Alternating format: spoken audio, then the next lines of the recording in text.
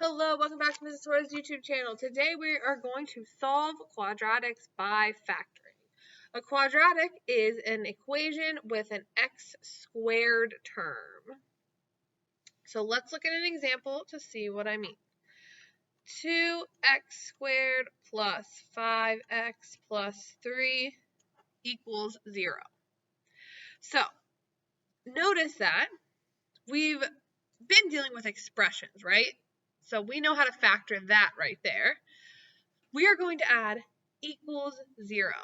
Once we add an equal sign, we can then solve for x.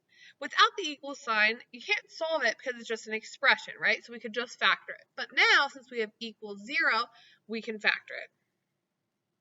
The first thing you need to do is you must set equal to 0. It can't be equal anything else. It has to be equal 0. And we'll see kind of how to deal with that in another example. So let's just factor like normal. We're going to slide and divide. So x squared plus 5x plus 6 equals 0. You can do the box method or guess and check. I know it's going to be 3 and 2.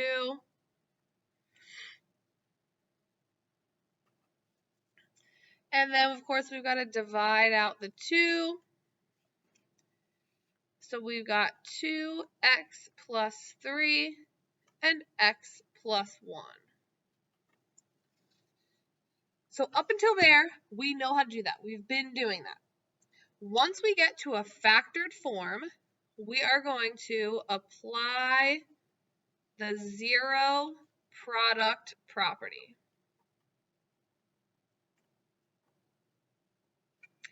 And that says one of those factors must be 0.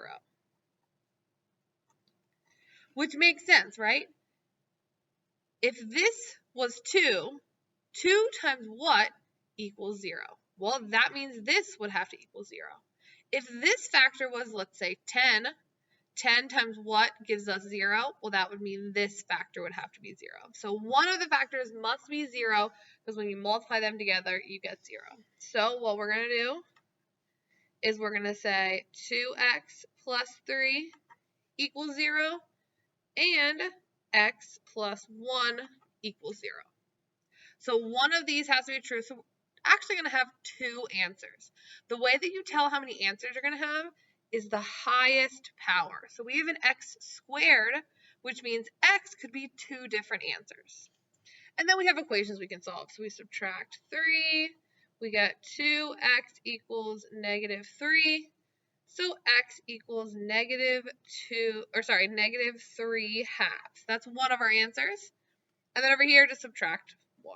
X equals negative 1. And that's it. So really, the only new thing is having it equal to 0 and then using the zero product property. All right, let's do another example. How about 7x squared plus x equals 8? Now, if we look up at this example, the first thing that we need to make sure is that it's set to 0. This one equals 8. So we wouldn't be able to factor and use a zero product property because it doesn't equal 0. So what we need to do is we need to move this 8 over. How do we do that? Subtract 8.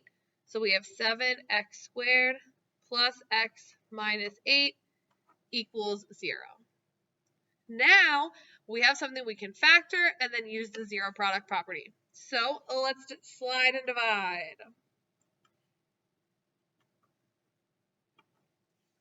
So slide the 7 and then factor. You can use the box, guess and check. I know it's going to be 8 and negative 7.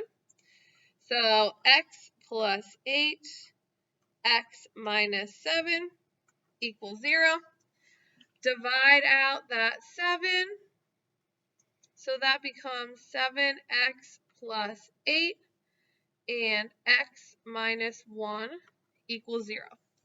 So again, up until there, we've been doing this. We know how to factor. We know how to slide and divide.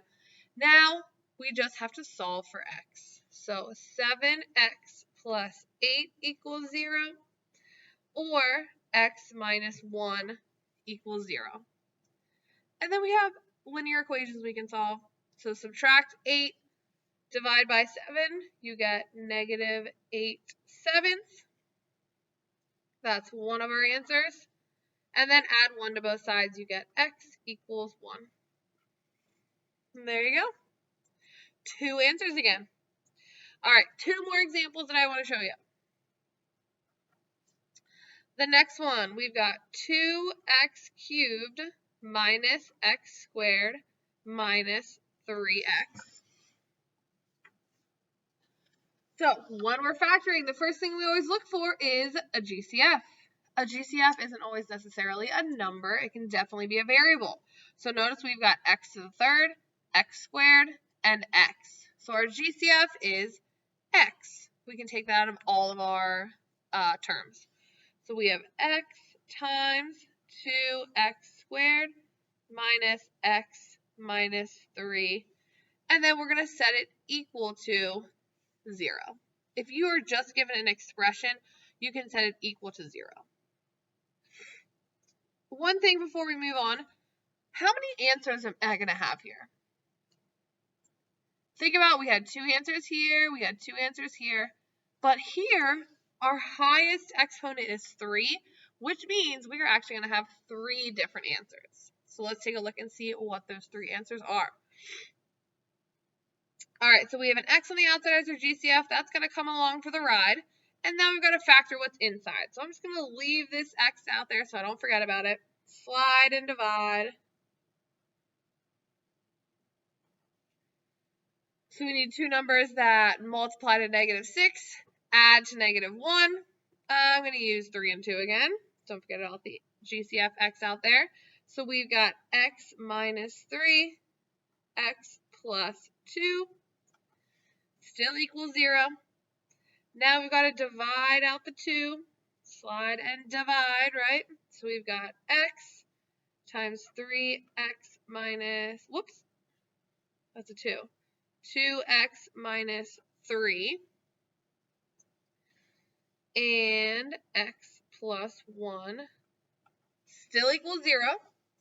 Now that we're all completely factored, we have 3 things that we're going to set equal to 0 because we are multiplying 3 things together here. So we have x equals 0. Do we have to do any work to get our x? Nope. Pretty easy. Then we have 2x minus 3 equals 0. If we solve that, we add 3, divide by 2. X equals 3 halves. And last but not least, x plus 1 equals 0. Subtract 1 from both sides, we'll get negative 1. So these are 3 answers to this. We have that equation. All right, last example. How about m squared minus 8m? Well, we want to factor it. We always want to look for the GCF first. We've got m in both terms, so we can factor out an m times m minus 8 equals 0. And that's all we can do. That's all we can factor there. So we've got m equals 0 or m minus 8 equals 0, which means m equals 8. So 8 and 0 are our 2 answers there. All right, that's it for me today. See you in my next video.